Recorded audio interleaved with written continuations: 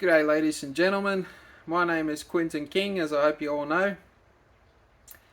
I've had a number of people ask me of how I thought that we did in the last state election. So I thought I'd go over some numbers with you and share some of my thoughts on the outcome. To start off with, I would say that I think we ran a really good campaign. We had very good policies.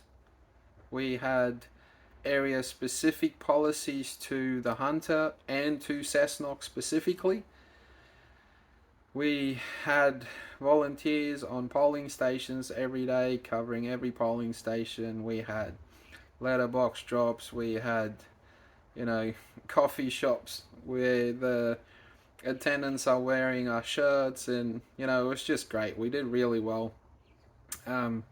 Thank you to everyone that was involved.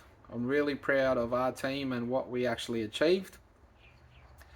I don't think that with the resources we had, we could have done any better. It just comes down to demographics at the end of the day, and in reality, not everyone is as enthusiastic about politics as we are. That is our job, to demonstrate to people how important politics is in their everyday lives, that everything affects them in their daily lives, and that it's really important that you consider not just the policies and the parties that you're voting for, but also the candidates and what they stand for, their core beliefs and ideologies, and it's not an easy task. So I think all in all, what we achieved was really good. So I'll go through some of the numbers. In Cessnock, which was the third safest Labor seat in New South Wales, by the way, we got 15.3% of the first preference votes. So everyone that gave us a number one vote. Labor was 48.7%. Because we were in second place, that put us in the two-party preferred, which ended up being 26.6% for us. Now, if you look at the first preference votes, there was actually a 6.1% swing away from Labor. Now, obviously, we can't claim all of that as much as I like to. There was a number of factors involved there. Legalized cannabis obviously popped up on the scene. And also, I think in our benefit, most probably, was the fact that the Nationals candidate was disendorsed. So a big part of our result was because of those factors. Across the Hunter, we had Port Stephens with Mark Watson in 12.9% in third place. He ran a really good campaign, by the way. He was everywhere. I'm sure Kate Washington's not too happy to see his face ever again. Wallsend, we had Pietro, which was at 6.8% in fourth place. And that was, by the way, the safest Labor seat in New South Wales.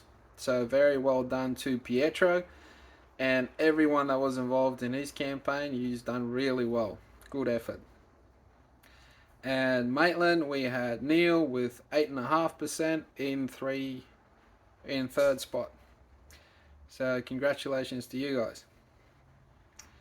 In the upper house, there's a quota system. So how they actually elect members for the Legislative Council works a little bit different. So the quota that you need to get was 209,858 to get a member elected to the upper house. So One Nation got 273,496 votes. So that only equates to one seat, 5.92%. So Mark Latham is elected to the upper house again. What that means in the overall picture, One Nation now has 3 seats in the Legislative Council, So that will be Mark Latham, Rod Roberts, which was not up for election this time round, and then the vacant seat with a 4-year term attached to that still, that Mark Latham left, or resigned from, sorry. So the party will at some stage elect someone else to fill that vacancy.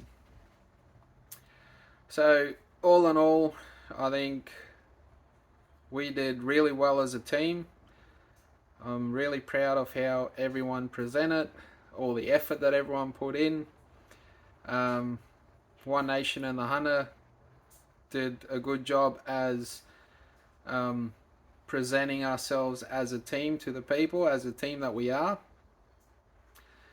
We had, like I said before, specific policies to the Hunter. We had really good policies for, as a party, for New South Wales. We know our elected members at the moment work really hard to put common sense front and centre of decisions made on behalf of the people in New South Wales.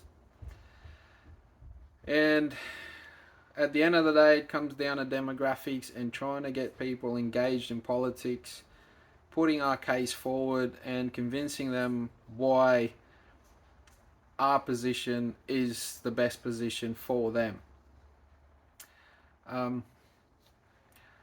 It's really frustrating, to be honest, that after the election where we did put out policies about the energy crisis, education, law and order, these are now all of the things that people is complaining about in the news.